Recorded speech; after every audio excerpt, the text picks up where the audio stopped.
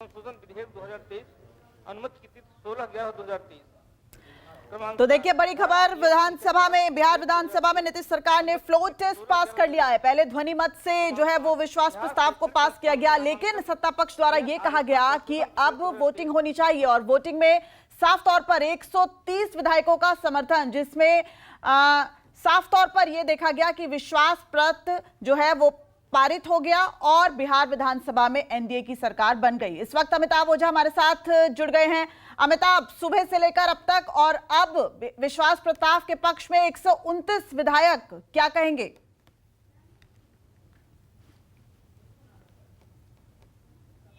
जी बिल्कुल, देखिए जिस बात की जो जोड़ तोड़ की संभावना चल रही थी, जिस खेला की बात करी, तमाम जो अटकलें थी, अब सस्पेंस खत्म हो चुका है और नीतीश सरकार को, नीतीश कुमार के जो नए मंत्रिमंडल थे उनको सदन में विश्वास मत हासिल हो गया। 129 यानी कि 128 जो उनकी संख्या थी उससे एक ज्यादा ही उन्हें मिला है। झटका यहाँ पे आरजेडी को जरूर लगा है। उनके तीन जो उनके जो विधायक थे वो अब सत्ता पक्ष के खेमे में चले गए। वो उन्होंने तो खेला आरजेडी के साथ हो गया, जिस खेले की बात तेजस्वी यादव लगातार कर रहे थे।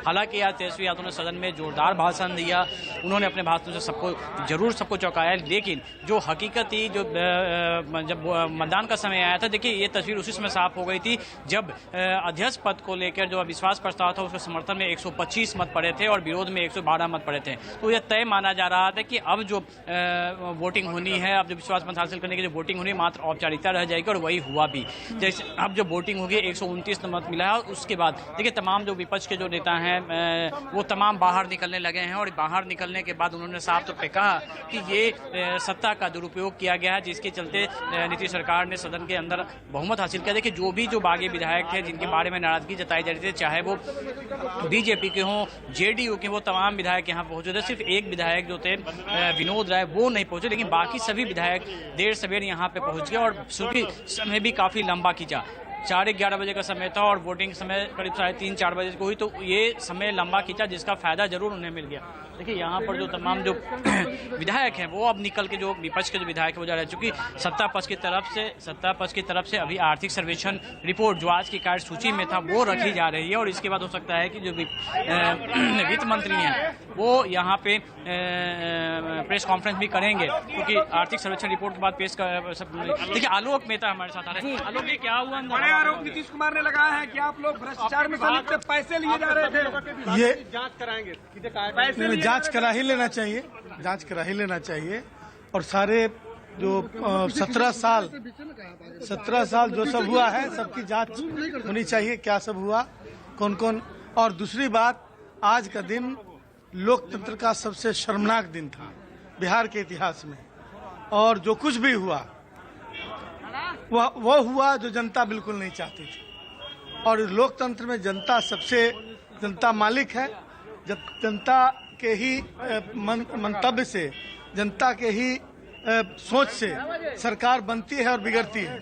मैं समझता हूं कि इस सरकार को जनता का मैंडेट आज के दिन में प्राप्त नहीं है, फिर भी तिक्रम लगाकर यह सरकार बनी है, इसकी मैं तीखी भर्त्सना करता हूं।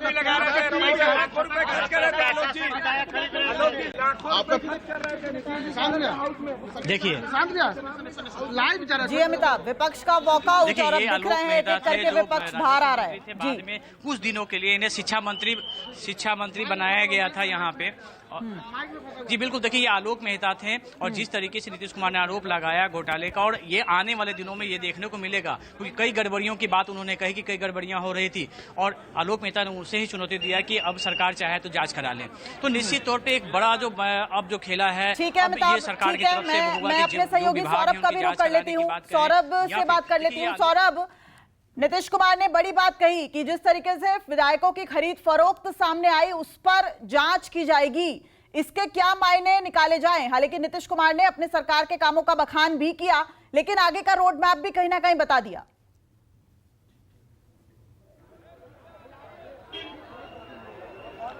जी बिल्कुल, नीतीश कुमार ने स्पष्ट कर दिया कि जो 17 महीने का जो सरकार चला था, यानी महागठबंधन की जो सरकार चली थी, उस दौरान जितनी भी गड़बड़ियां हुई है उसकी जांच की जाएगी।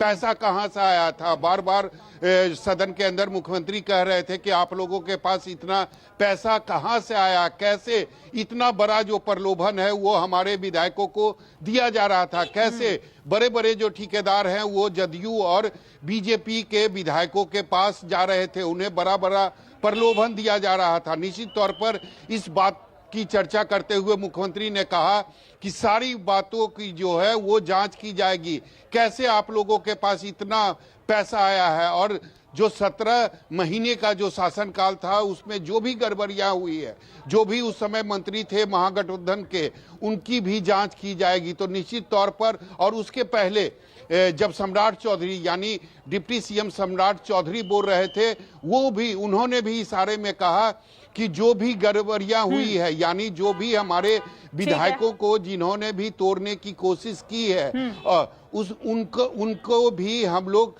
ये करेंगे, उनको भी हम लोग सबक सिखाने का काम ठीक है करेंगे। सौरभ, तो आप अपनी नजर बना के रखिए और बता दें, बड़ी खबर, नीतीश कुमार ने विश्वास मत हासिल कर लिया और 129 विधायकों का समर्थन हुआ, और इसी बीच जब वोटिंग हो रही थी तो विपक्ष ने वॉकआउट किया। फिलहाल रुकते एक छोटे से ब्रेक के लिए, लेकिन खबरों का दौर लगातार जारी रहेगा। आप देखते रहिए न्यूज़ 24।